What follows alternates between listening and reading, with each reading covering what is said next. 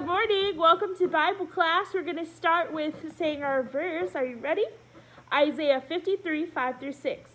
But he was wounded for our transgressions. He was bruised for our iniquity. The chastisement of our peace was upon him, and with his stripes we are healed. All we like sheep have gone astray. We have turned everyone to his own way, and the Lord hath laid on him the iniquity of us all. Isaiah 53, 5 through 6. One more time. But he was wounded for our transgressions. He was bruised for our iniquities. The chastisement of our peace was upon him, and with his stripes we are healed. All we like sheep have gone astray. We have turned everyone to his own way, and the Lord hath laid on him the iniquity of us all. Isaiah 53, 5 through 6. All right, do you remember the song, All We Like Sheep? All we like sheep have gone astray. All we like sheep have gone astray. We have turned everyone to his own way. We have turned everyone to his own way. And the Lord hath laid on him the iniquity of us all. All we like sheep have gone astray. All we like sheep have gone astray. We have turned everyone to his own way. We have turned everyone to his own way. And the Lord hath laid on him the iniquity of us all. Okay, now turn in your work text to page 284. We're going to try our It Is Finished song. Hopefully we both remember it. By we, I mean you and me, because I haven't sung this since yesterday, so I don't know if I remember it either. Okay, ready?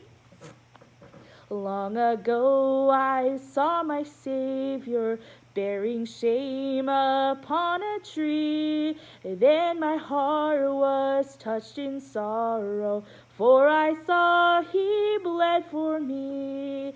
It is finished, loud he cried.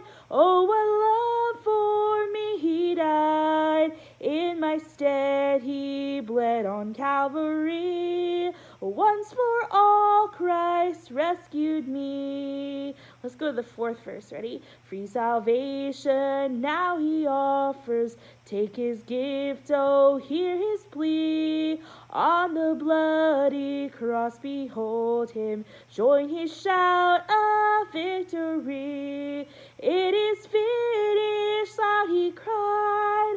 Oh, what love for me he died. In my stead he bled on Calvary. Once for all Christ rescued me. I think we did pretty good. What do you think? All right, we're going to go right into our Bible story. Jesus is alive, which is great because we left off on a bad note yesterday. So we're going to pick up on a great note. You can actually look at your work text on page 209 while I'm reading the story, and you can look at the picture there. Joseph of Arimathea was a secret disciple of Jesus because he feared the reaction of the other Jews. But after Jesus died, Joseph went to Pilate and he asked for the body of Jesus so he could prepare it for burial. Pilate gave him permission, and then Nicodemus, a ruler of the Jews who had spoken with Jesus earlier, helped Joseph. Nicodemus also came to Jesus by night. Nicodemus brought a mixture of myrrh and aloes weighing about 75 pounds. Back then, they would take the body and they would wrap it around with linen and all these spices and different things. Can you imagine wearing 75 pounds of spices?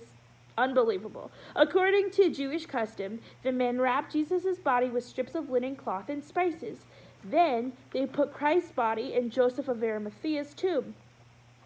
His new tomb. So back then, when they were doing financially well, they would actually buy their tombs in advance, okay, before they died.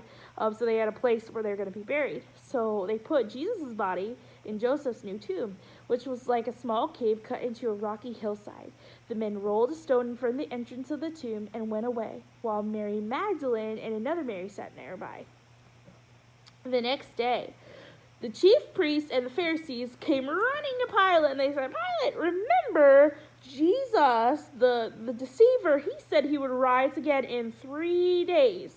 So you know what's going to happen? Those disciples, those followers of Jesus, they're going to go steal his body. So do you think that we could put some guards in front of the tomb to make sure that the disciples don't steal his body and then say he resurrected from the dead?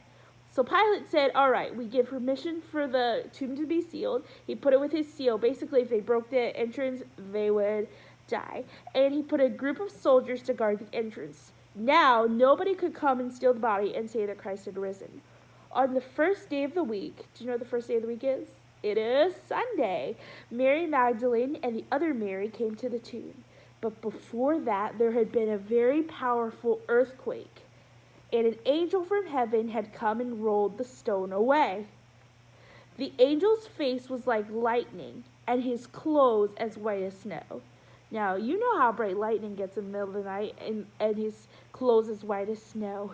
The soldiers, these brave soldiers, these were rough dudes. And as soon as they saw the angel, they were so afraid that they fainted.